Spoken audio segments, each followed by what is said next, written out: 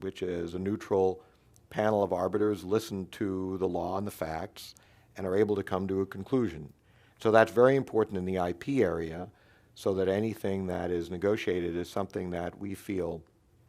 can be enforced. And we have gone, this administration has gone, I think, the extra length to bring enforcement to a strong place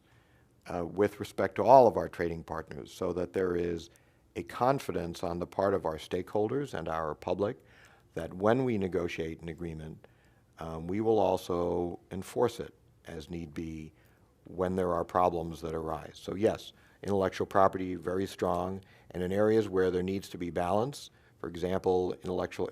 internet service providers, the services that they provide, and copyright owners, to ensure that they are also getting a proper remuneration for their intellectual property, or the other issue we just discussed of access to medicines and protection of innovation and innovative patents, both of which are necessary to create the new medicines that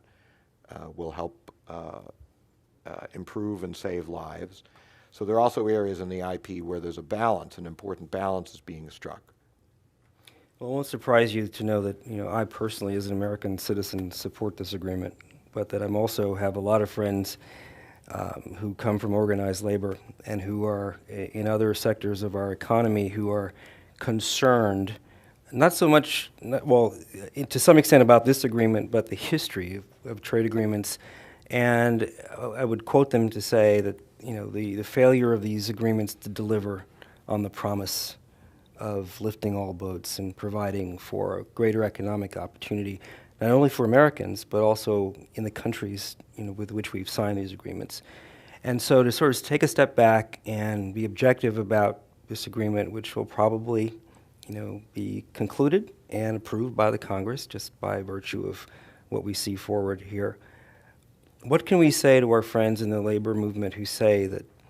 the conclusion of this agreement will result in jobs lost in the United States, that it's not going to help the middle class, it is going to degrade the labor standards in other countries, economic but also environmental standards in other countries, and create a different class that will basically equate to a race to the bottom? I don't personally agree with that, but I have very spirited conversations on an ongoing basis with friends who do hold those views, and they believe in them, and they are very credible people. How, over these next several weeks and months, can we engage so that we can make the implementation of this agreement